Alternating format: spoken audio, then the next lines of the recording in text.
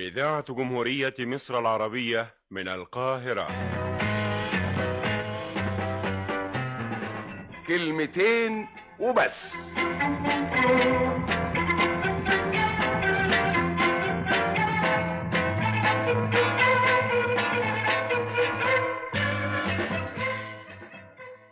في تعبير قديم ماشي بينا وبين بعض، وبنقوله من غير ما نحاول نفهم معناه على حقيقته، في حين اننا لو فكرنا فيه شوية ووصلنا لمغزاه هنحترمه اكتر مما بنحترمه ونقدره اكتر مما بنقدره.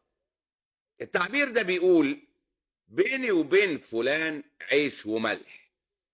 والمعنى الظاهري من الكلمة ان في بين الاتنين مودة وحب قديم وصداقة متينة، لكن المعنى الخفي للكلمة اكبر من كده بكتير، اذ ان وراه تعبير تاني فاهمينه هجس مع انه في منتهى الجد.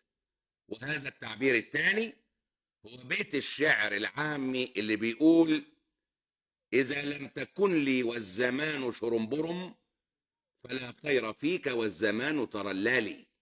وشرنبرم هنا معناها شر مبرم، يعني شر حاصل حادث موجود.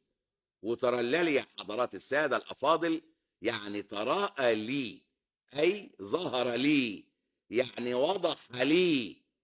يعني لو ما كنتش معايا والدنيا مدياني قفاها ومش شايف منها غير شرها، يبقى ما فيش منك خير لما تضحك لي والحظ يديني وشه ويتراءى لي. وبيت الشعر ده هو اللي ورا كلمة العيش والملح، إذ إن المعروف يا حضرات المحترمين